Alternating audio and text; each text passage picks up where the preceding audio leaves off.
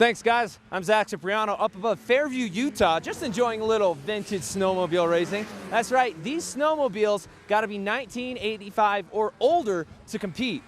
Now, that was a time before I was alive, a time when there was music on MTV, tight leopard print pants were popular, and David Hasselhoff was a thing. Unlike all of those things I just mentioned, these snowmobiles are ready to make a comeback.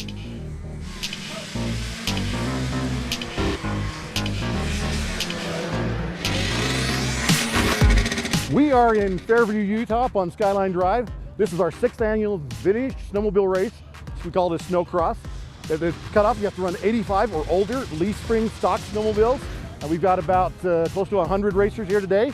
We run youth classes, ladies classes, sport classes for people who are just getting started and aren't too serious. We have pro class for the people who are more serious. We have a pro 35, so if you're more serious, for 35 and older. And then we have a masters, that is 50 and over. But it's a blast. You can come out and race with a $100, $200 snowmobile and be competitive.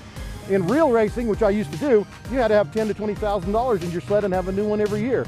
This way, these guys can run the sled over and over every year and just have a ball. It's been growing ever since we started. Our first year, 6 years ago, 12 races. Now we're over 100. So, having a great time here. Nowadays, there's really only a few snowmobile manufacturers. However, back when Duran Duran was on the radio and tie-dye was acceptable attire, there were hundreds of different companies pumping out these sleds. A big draw of this event is the sheer variety of snowmobiles that racers have brought to compete. But that's not the only reason this event has seen so much growth in the past 6 years. It's a throwback.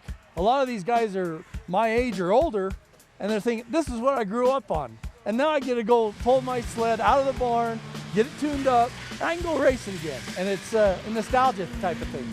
It's a little bit of an obsession, actually. I started collecting after I came to this first race 4 years ago, and it's just taken over my life, really. It's just, there's a rush when you find a clean barn find or a snowmobile that's been sitting around in a garage somewhere for a long time. I just enjoy it. I love being around the people. I love the thrill, the adrenaline. The other reason is I love to bring my kids up and get them introduced into the sport for not a real expensive price. You just need to go find a snowmobile, 85 and older. If you can't find one, talk to me, I'll find you one. I have people call me all the time and I find them one. You probably figure to spend $100 to $300 on the sled and maybe another 10, 15 hours getting it ready. You need to have a good helmet and those kind of things, but it doesn't take a lot of equipment. Every year we probably have 20, 30 new people that have never done it before. Most of them have ridden snowmobiles, but never old ones and never in a race. You know what, they have so much character, they're easy to work on, but they're not as good on your body, that's for sure. They're a rough ride. Oh, but nostalgia isn't the only reason crowds have gathered today. They're here to see races, crashes. This is exactly why we can't have nice things. And the main event, the Snowball Express. So you have two drivers, and you have to have a snowmobile that's 1972 or older. It comes from the Snowball Express movie that was made in 1972. What you need to do is have the two drivers, you do 4 laps, you go around the track, and each time around, you stop and trade drivers. It's pretty funny to watch, and it's hard to keep those old snowmobiles running. And these don't have any suspensions like the new ones. None of these do. So as you watch out there, it's quite a chore just to stay on the snowmobiles, but it's a blast.